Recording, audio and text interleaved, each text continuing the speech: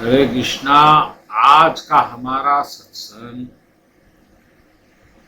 श्रीमद् भगवद गीता के दूसरे अध्याय का 20वां श्लोक। भगवान कृष्ण कह रहे हैं,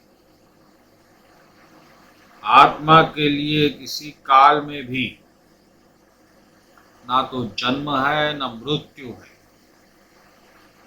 वह ना तो कभी जन्मा है, जन्म लेता है, न जन्म लेगा। वह अजन्मा, नित्य, शाश्वत, पुरातन और शरीर के मारे जाने पर वह मारा नहीं जाता। भक्तगणों, इसी बात पर आज की सत्संग है। आखिर कृष्ण भगवान क्या कह रहे हैं और हमको क्या समझना है, ये दो बातों पर हम ध्यान देंगे। जैसा कि हमने एक बड़ा सत्य मान लिया कि हम मरते हैं और एक दिन निश्चित ही हमारी मृत्यु होगी। इस बात पर तो दुनिया में किसी व्यक्ति से किसी व्यक्ति की दो राय नहीं है। आप भी यही मानते हैं, मैं भी यही मानता हूँ, लेकिन भगवान नहीं मानते कृष्ण। आप कहेंगे वो क्यों? वो इसलिए कि पहले तो भगवान आपको शरीर नहीं मानते और आप खुद को शरीर मानते हैं। अब ये दोनों में एक बहुत बड़ा भेद है, डिफरेंस है। और दोनों में सही कौन है ये आप पहले जान लीजिए। कृष्ण कह रहे हैं तुम शरीर नहीं हो। हम कह रहे हैं और मान भी रहे हैं कि हम सिर्फ शरीर है, इससे ज्यादा कुछ नहीं, और हम शरीर है, मरेंगे। लेकिन भगवान कृष्ण ने गीता में नई बात कही। भगवान कृष्ण कह रहे हैं कि तुम शरीर नहीं हो, तुम आत्मा हो। अब ये आत्मा क्या है? और अगर हम आत्मा है तो ये शरीर कहाँ से मिला? और आत्मा नहीं मरती है तो शरीर क्यों मर रहा है? और वो हम क्यों महसूस कर रहे हैं, अनुभव कर रहे हैं कि हम शरीर? इन सब बातों पर अगर आपको जानकारी होगी तो ही आप इस सत्य को ग्रहण कर सकेंगे कि आप शरीर नहीं है। तो पहले तथ्य पे जाएंगे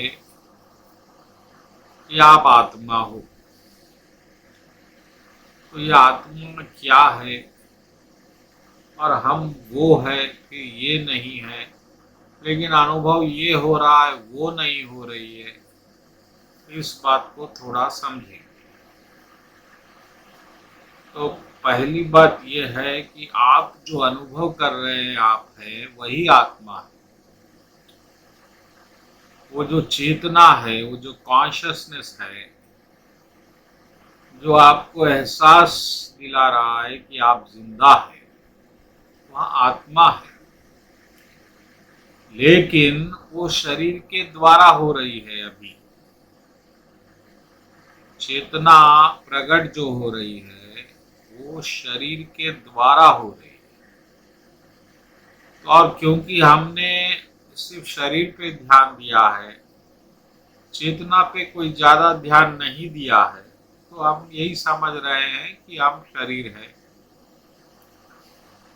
चलो, अब हमको मालूम हो गया हम चेतना है, कॉन्शियसनेस है, तो वही आत्मा है, वो मरेगी नहीं, कह रहे हैं कृष्ण। और कृष्ण ये भी कह रहे हैं कि वो किसी काल में नहीं जन्मी, न जन्मेगी, न मृत्यु।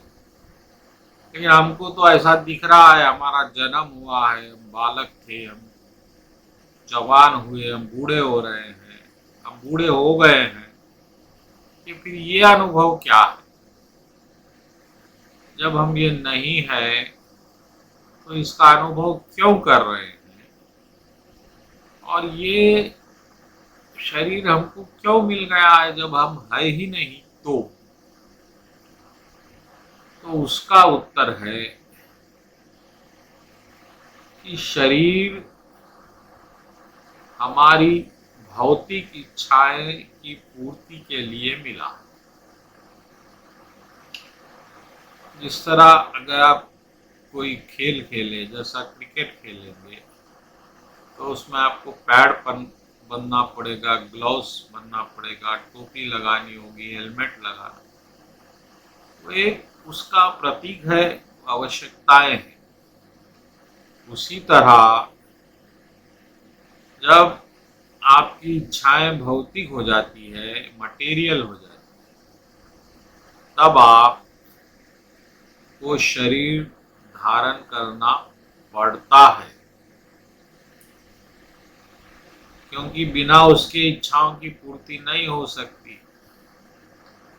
अब आपकी चेतना अध्यात्म है, स्पिरिचुअल है, शरीर मटेरियल है, इच्छाएं मटेरियल है, चेतना स्पिरिचुअल है। तो फिर उस चेतना को मटेरियल यानी भौतिक शरीर मिला।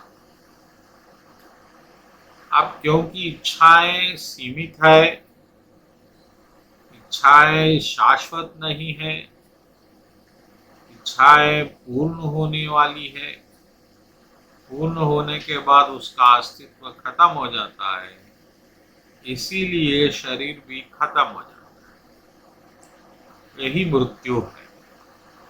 लेकिन फिर कुछ इच्छाएं नहीं है, अधूरी है, उसके लिए फिर शरीर मिलता है, यह पुनर्जन्म है।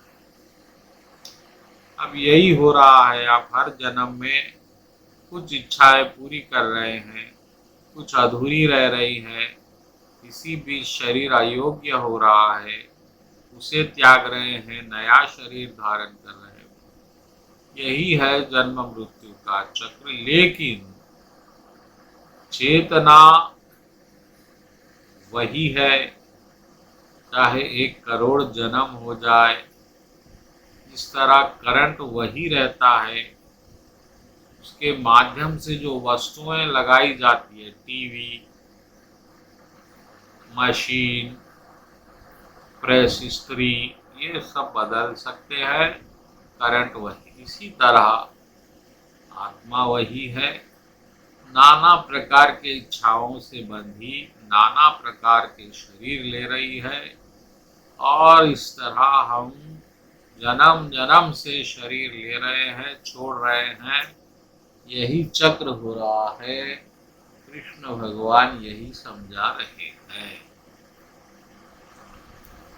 तो अब इससे क्या सीख मिल रही है आपको? यही कि हमको भौतिक इच्छाएं बदलनी होगी और हमारी इच्छाओं को अध्यात्म बनाना होगा, ताकि हमें अध्यात्म शरीर मिले। और कृष्ण भगवान के अनुसार जो अध्यात्म शरीर होता है, वो क्योंकि स्वाभाविक है, वह उसका नाश नहीं होता, वो अनंत शरीर होता है, और वो वैकुंठ में मिलता है, और अन्य कई ग्रह है। तो बस यही है इस श्लोक का रहस्य। आप इस पर विचार करिए और खुद को चेतन में केंद्रित करिए, ना कि शरीर मन बुद्धि में रखिए। बोलो कृष्ण कन्हैया लाल जी।